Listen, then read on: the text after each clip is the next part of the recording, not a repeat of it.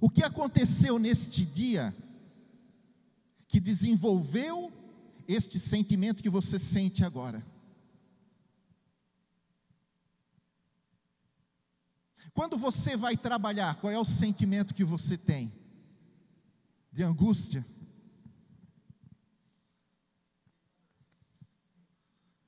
Poderia ficar dormindo, né?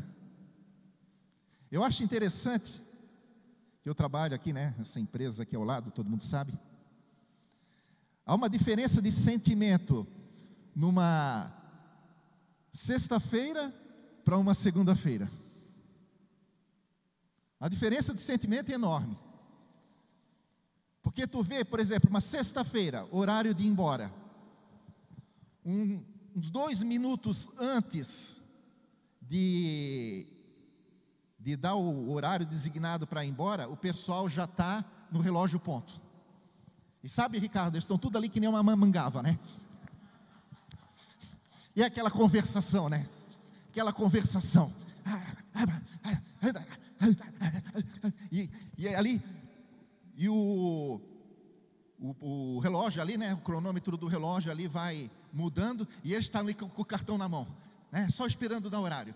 Deu o horário determinado, aquele só plim, plim, plim, plim, e saltando o cartão para fora, e aquela gente correndo para um lado, correndo para o outro, pegando o carro, moto, bicicleta e zoom, indo embora. Um sentimento de alegria. Eu tenho que trabalho à noite, quando chega segunda-feira de manhã, né? Que eu estou, às vezes, domingo, eu trabalho de domingo para segunda. Quando chega segunda-feira de manhã, o pessoal vem trabalhar. Eu, às vezes, estou ali pela frente, eu vejo o pessoal vindo trabalhar, né? Só faltava aquela música fúnebre, né?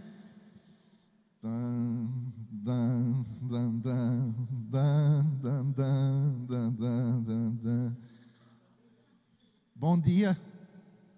Bom dia. Tem aquele que o cara diz bom dia, é capaz de querer pular no pescoço. Bom dia o quê? Estou querendo vir trabalhar. Estou vindo trabalhar. Né? Diferença de sentimentos. Mas é interessante que se o sujeito ele fica desempregado, o sentimento dele é de tristeza, de angústia. Como é que eu vou pagar minhas contas? E aí ele ficou um tempo desempregado. E aí ele volta a conseguir um emprego, de repente ganhando menos do que ele estava ganhando na outra empresa. Mas aí vem o sentimento de realização, de alegria, pelo fato de ter conseguido novamente o emprego. Então, queridos, nós somos a todo momento bombardeados por sentimentos.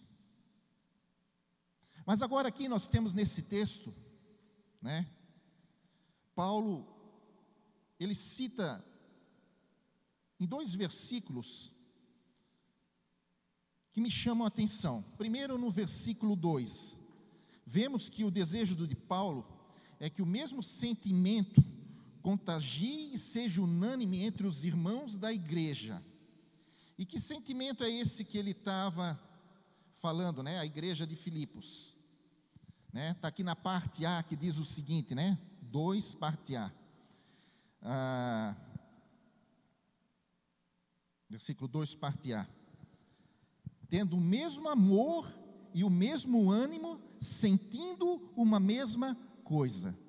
Então o desejo de Paulo é que os irmãos da igreja de Filipos, eles estivessem compartilhando este sentimento, fosse unânime na igreja, de ânimo e de amor. Toda esta passagem aqui, Paulo, ele está tratando a respeito de sentimentos. O sentimento de vocês dentro da igreja tem que ser o mesmo: ânimo e amor. Assim, vocês agindo assim, vocês vão completar a minha alegria. Porque esse é o meu desejo. Ou melhor, esse é o desejo de Deus. Que os nossos sentimentos em relação ao corpo de Cristo, em relação à obra do reino, sejam sentimentos positivos, sejam sentimentos que edificam. Assim vocês vão estar me alegrando. Aqui no verso 5, um pouco mais abaixo, ele diz o seguinte: de sorte que haja em vós o mesmo sentimento que houve também em Cristo Jesus. Veja que ele desejava que as pessoas da igreja tivessem o mesmo sentimento de Cristo Jesus. Um desejo meio complicado, meio difícil de se colocar em prática. Por quê? Porque Jesus era perfeito. E como nós vamos ter esse mesmo sentimento que Jesus ele teve? Agir da mesma maneira que Jesus agiu, sentir as mesmas coisas que Jesus sentiu, em relação ao próximo. Quando foi tratado a respeito dos mandamentos, nós aprendemos pela palavra que Jesus ele resumiu os mandamentos da lei em apenas 2: amarás o Senhor teu Deus de todo o teu coração, de toda a tua alma e todo o teu entendimento, e ao teu próximo como a ti mesmo. Nós vemos Jesus primeiramente nos ensinando a amar o nosso próximo como a nós mesmos, ter um sentimento de amor pelo nosso próximo como nós temos por nós mesmos. Bom, aqui entra uma questão: será que eu me amo? Eu lá em cima estava falando que eu me olhava no espelho e dizia como Deus fez uma obra de arte bonita. O pessoal estava rindo de mim, Isso é sinal que a gente se ama. Bom, se eu me amo dessa maneira, e da mesma maneira que eu me amo, eu tenho que amar o meu irmão. Pelo menos é o que diz o resumo da lei. Porque se eu quero o melhor para mim, eu vou querer o melhor para o meu irmão também. Esse foi o que Jesus começou ensinando, dizendo. Mas quando Jesus partiu para o Pai, ele reuniu seus 12 discípulos. Aí estavam somente os discípulos. E ele disse para os discípulos: um novo mandamento vos dou, que vos ameis uns aos outros, como eu vos tenho amado. Agora é que está. Porque amar os outros como nós nos amamos é uma coisa, agora amar os outros como Jesus amou, aí o bicho pega, né, gente?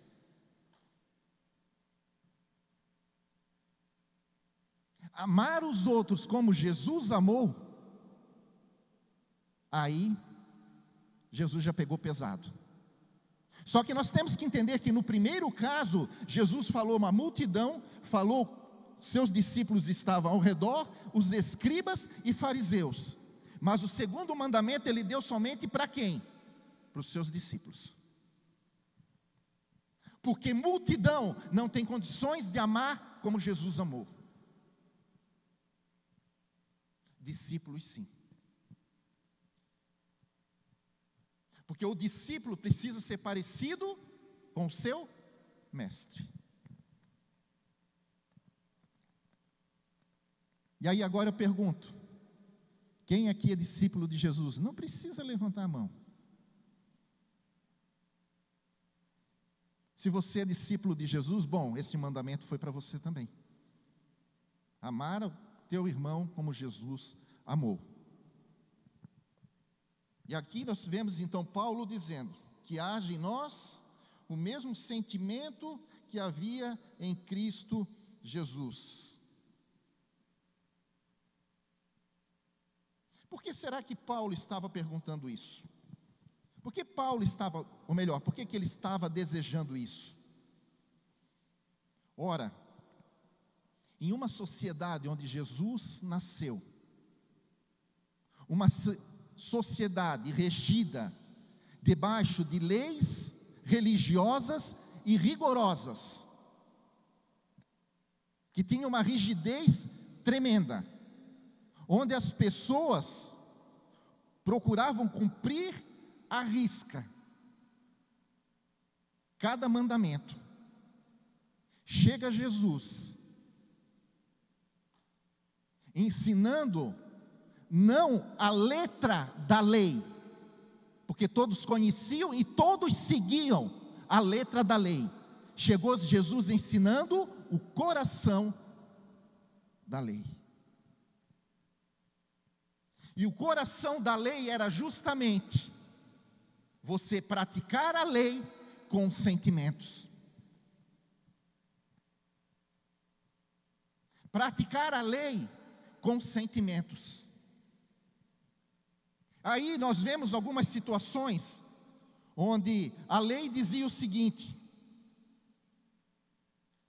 que aqueles que tinham lepras eram consideradas pessoas impuras.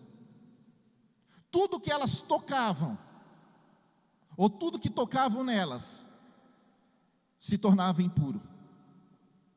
Então os leprosos viviam afastados da sociedade, porque eles não poderiam tocar em nada e não poderiam ser tocados.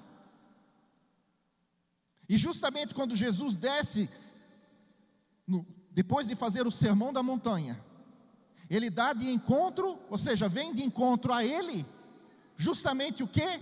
Um leproso, que pergunta para ele: Senhor, diz para ele: Senhor, se tu quiseres, podes tornar-me limpo. Jesus responde o quê? Eu quero. E faz o que Jesus? Toca nele. E ele tornou-se limpo. O mesmo acontecia com mulheres com fluxo de sangue. E o mesmo acontecia também no caso de haver um ente querido, um parente que falecesse, houvesse um morto dentro de uma casa. Todas as pessoas que tocavam no morto eram impuras. Todas as pessoas que conviviam com uma mulher com fluxo de sangue eram impuras. Veja bem, amados, numa situação daquela, em que as pessoas estavam vivendo uma circunstância difícil, a perda de um ente querido, ainda vinha o rigor da lei sobre eles, para dizer para eles que eles eram impuros. Eu pergunto para você, como se sentiria o teu coração, vendo o teu filho deitado dentro de um caixão, ou uma filha morta, que nem no caso de Jairo, e ainda as pessoas não se aproximar nem para dar os sentimentos, não poder abraçar, porque se abraçasse era impuro. Veja como ficava o coração dessa pessoa. No entanto, Jesus se aproximou tanto da filha de Jairo, tanto com a mulher do fluxo de sangue, como do leproso, e mostrou para eles, não a letra, mostrou para eles o coração da lei. A letra mata, o Espírito vivifica. E ele era a vida. Havia um sentimento de amor por Jesus, por aquelas pessoas. A lei dizia que se uma pessoa cometesse adultério, a mesma deveria ser apedrejada. João capítulo 8 diz que uma mulher foi trazida a Jesus. A lei diz que as tais devem ser apedrejadas. E tu que dizes? Jesus novamente não olha para a lei, ele olha para o coração da lei. E o coração da lei está envolta, embanhada em sentimentos.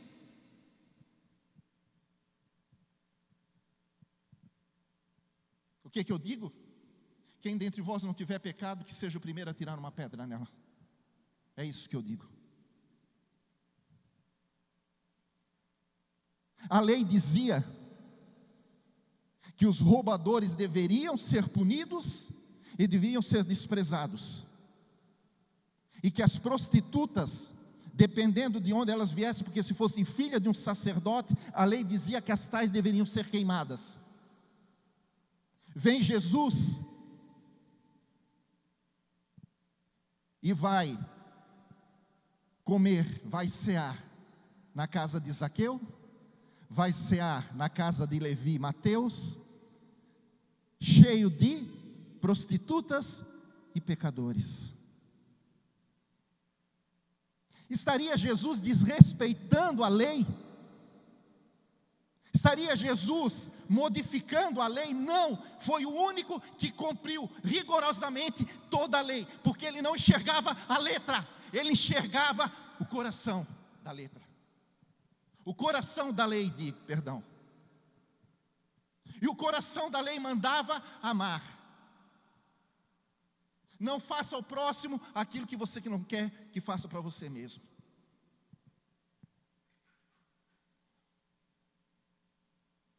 Olha o que diz em Marcos capítulo 2, versos 17. Quando ele foi criticado pelo fato de proceder assim. E Jesus, tendo ouvido isto, disse-lhes: os sãos não necessitam de médico, mas sim os que estão doentes. Eu não vim chamar os justos, mas sim os pecadores ao arrependimento. Jesus não estava desrespeitando a lei. Jesus estava enxergando que por trás de um leproso, por trás de uma mulher adúltera, por trás de publicanos, por trás de prostitutas, havia seres humanos sofrendo,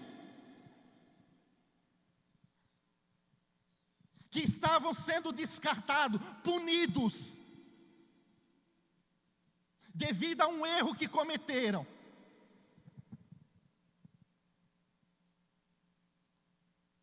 Descartado como lixos pela sociedade, sendo que todos pecaram e destituídos estão da glória de Deus. Será que vocês não entendem? Praticamente Jesus estava querendo dizer que são seres humanos como vocês. Onde está um pingo de compaixão, um pingo de amor, um pingo de misericórdia por essas pessoas? Por isso que Jesus criticava tanto os escribas e fariseus. Lá em Mateus capítulo 23, Jesus chamou a atenção das pessoas que agiam dessa maneira, que olhavam a letra, mas não olhava o coração da lei. E disse o seguinte: ai de vós, escribas e fariseus hipócritas, pois que dizimais a hortelã, o endro e o cominho, o físico. Eles praticavam o físico, a letra, e desprezais o mais importante da lei, o juízo, a misericórdia, a fé, os sentimentos que envolvem a lei, o coração da lei. Deveis praticar sim isto, mas sem omitir as demais. Condutores cegos, que coais um mosquito e engolis um camelo. Ai de vós, escribas e fariseus hipócritas, pois que limpais o exterior do copo e do prato, mas o interior está cheio de rapina e de intemperança. Fariseu cego, limpa primeiro o interior do copo e do prato, para que também o exterior fique limpo. De vós, escribas e fariseus hipócritas, pois sois semelhantes a sepulcros caiados, que por fora realmente parecem formosos, mas interiormente estão cheios de ossos de homens mortos e toda a imundícia. Assim também vós, exteriormente pareceis justos aos homens, mas interiormente estáis cheios de hipocrisia e iniquidade. Eles praticavam a lei de uma maneira, eles praticavam, levavam a letra ao pé da letra, como pode-se dizer.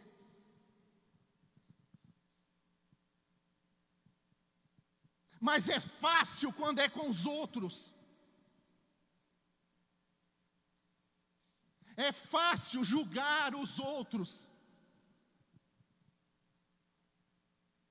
Jesus estava dizendo para eles: vocês estão condenando. Vocês, aos olhos dos homens, são pessoas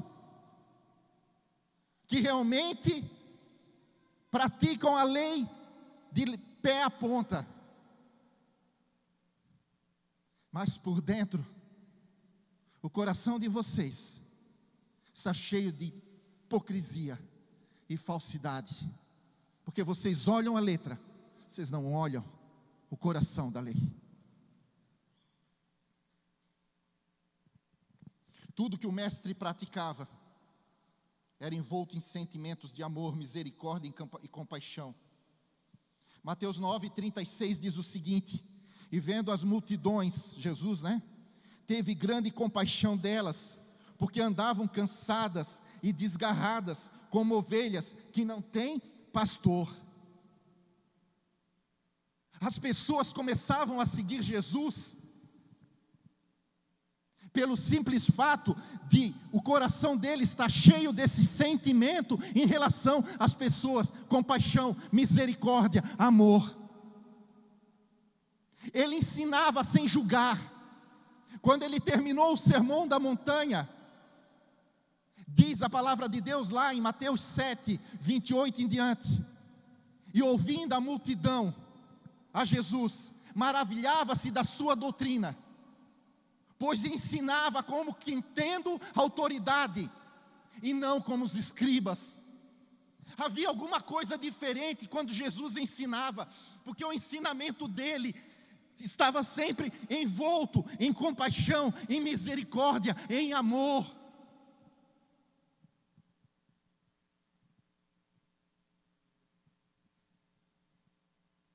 Lá pelo Sermão da Montanha, Jesus ele dizia, tem vários exemplos, eu podia citar vários, vou citar somente 2. Jesus dizia o seguinte: a lei diz o seguinte: não cometerás adultério, isso a lei diz. Eu, porém, vos digo, que se tu olhares para uma mulher com desejo impuro no coração, tu já cometeu adultério com ela. Ou seja, para a lei era somente o físico, para Jesus o sentimento também estava envolto.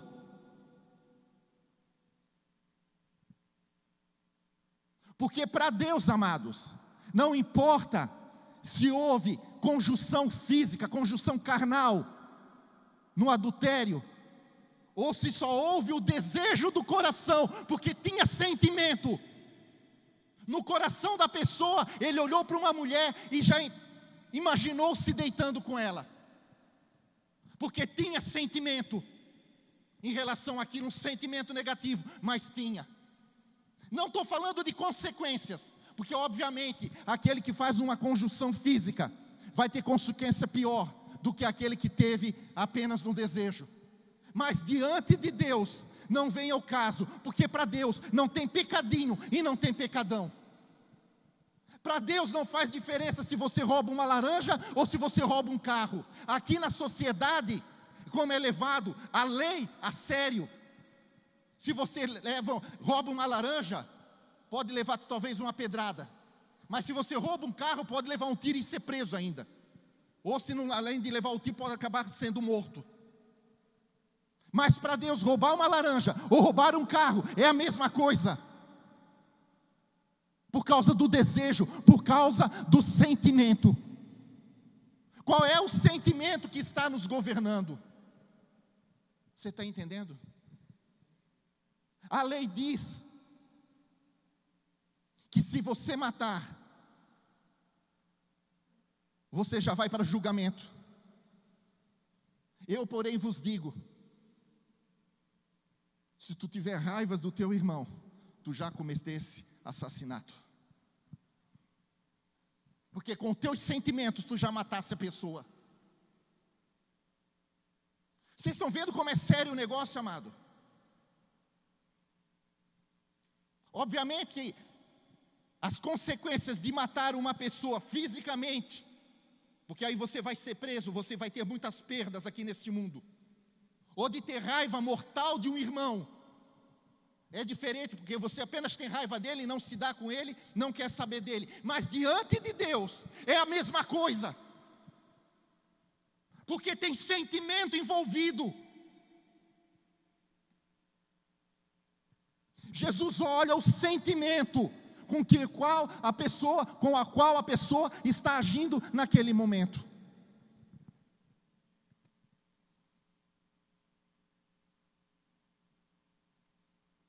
Primeiro Coríntios capítulo 16, versos 14.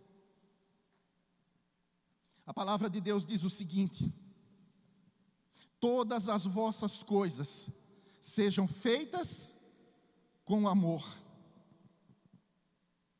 Tudo o que nós fizermos para Deus precisa, amado, ter sentimento envolvido. Porque se você fizer por fazer, não tem valor algum. Como você tem feito a obra do Senhor? Ou melhor, como você tem vindo às reuniões? Qual é o sentimento que te rege quando você sai de casa para vir para a igreja? Hoje tem impulso de novo. Que saco. Né? Tem que estar lá, porque senão o pastor vai ficar pegando no pé. Qual é o sentimento que está te tomando conta naquele momento? Se é esse tipo de sentimento, não venha.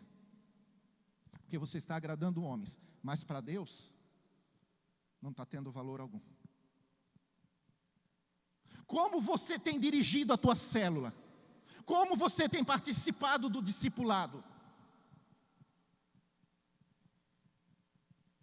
Como você tem escutado o pastor Wilson lá em cima? É com amor?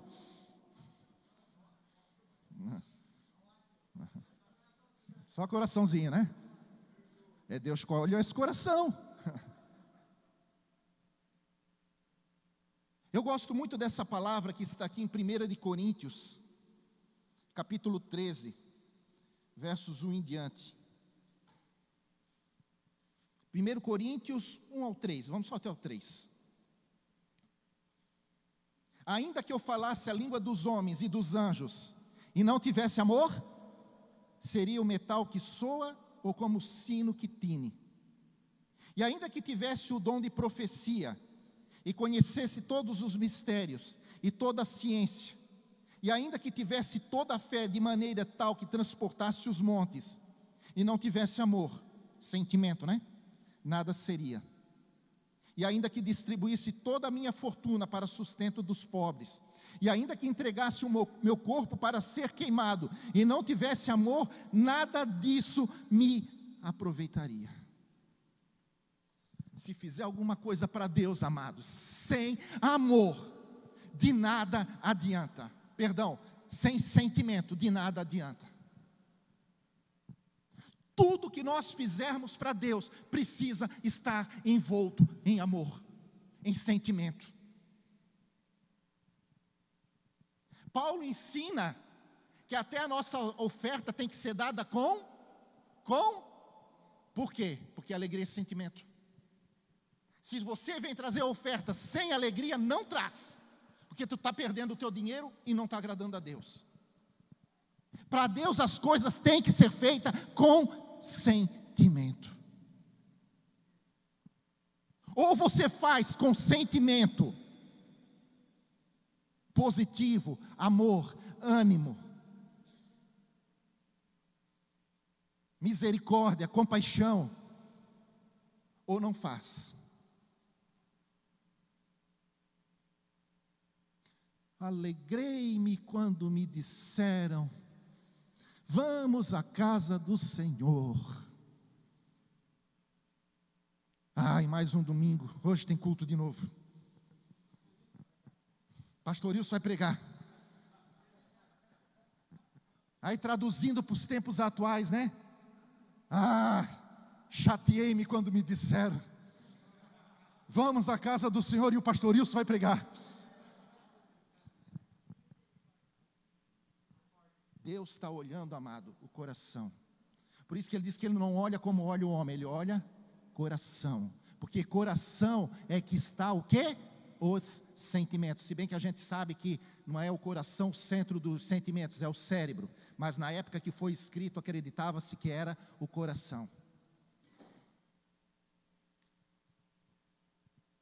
Deus está olhando as intenções. E se as intenções forem erradas, meu querido, você vai ser apenas como um sino que tine. Não vai estar agradando a Deus. Apocalipse capítulo 2, versos 1 ao 4 diz o seguinte: escreve ao anjo da igreja de Éfeso: isso diz aquele que tem na sua destra as 7 estrelas, que anda no meio dos 7 castiçais de ouro. Conheça as tuas obras e o teu trabalho. Veja bem, o pessoal trabalhava.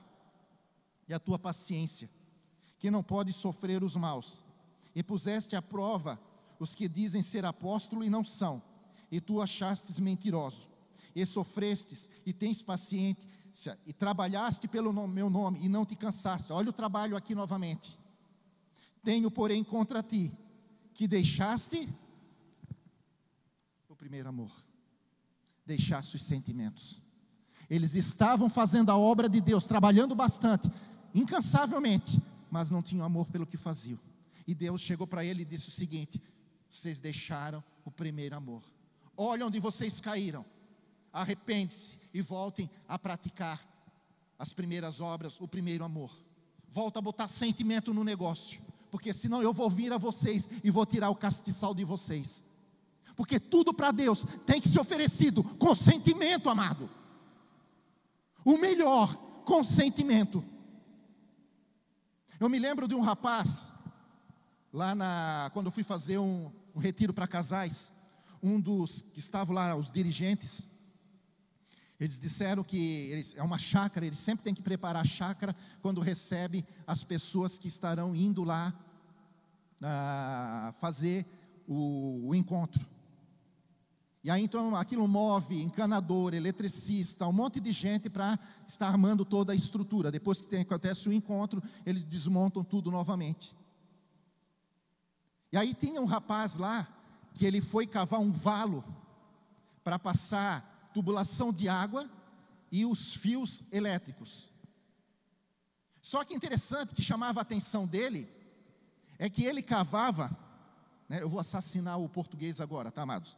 Mas cavava numa retura, tá? Cavava numa retura, é como se fosse aqui, ó, pegava, vamos supor aqui, um piso desse aqui, né? Ele cavava, tu olhava aquilo, retinho de um lado, retinho do outro, lisinho embaixo, aquilo tudo bem cavadinho, cavadinho. Alguém chegou e perguntou para ele: sim, mas por que tu estás cavando assim com tanto esmero? Se depois vai ser colocado barro aí de novo, vai ser tampado. Não, eu estou fazendo para Deus, e para Deus é o meu melhor. Para o meu Senhor eu vou oferecer o melhor valo que eu puder fazer. Não é de qualquer maneira, ainda que vai ser tampado, mas para Deus eu dei o meu melhor. Quebrou, né?